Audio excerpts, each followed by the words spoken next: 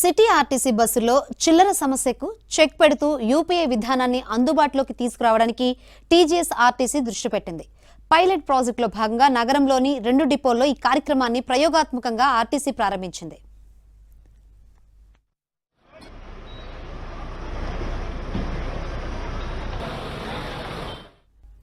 City RTC బస్సుల్లో ticket issue చేయడంలో చిల్లర సమస్యగా మారుతుంది.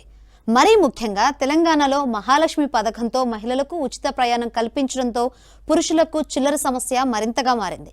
ఈ సమస్యకు పరిష్కారం చూపించే దిశగా ఆర్టీసీ అధికారులు కీలక నిర్ణయం తీసుకున్నారు. ఇకపై పల్లె బస్సులతో పాటు సిటీ బస్సుల్లోనూ నగదు రహిత చెల్లింపులు ప్రారంభించాలని నిర్ణయానికి వచ్చారు. ప్రస్తుతం ఎక్కడ చూసినా యూపీఐ సేవలు అందుబాటులోకి వచ్చాయి. నగదు రహిత లావాదేవీలకు ఫుల్ డిమాండ్ ఉంది.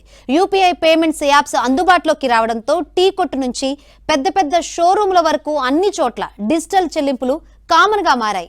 అయితే బస్సుల్లో మాత్రం ఇలాంటి సేవలు ఇప్పటి వరకు అందుబాటులో లేవనే చెప్పాలి.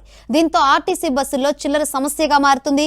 ఆగస్టు నాటికి సిటీ సర్వీసుల్లో, సెప్టెంబర్ నాటికి రాష్ట్ర వ్యాప్తంగా అన్ని జిల్లాల్లో ఈ సేవలను విస్తరించేందుకు సన్నాహాలు చేస్తున్నారు. వాస్తవానికి చిల్లర సమస్య గ్రేటర్ బస్సుల్లోనే తొలి నుంచి కూడా ఎక్కువగా ఉండడంతో ఈ విధానాన్ని సిటీ బస్సు నుంచి నాంది పలకడానికి ఆర్టీసీ దృష్టి పెట్టింది.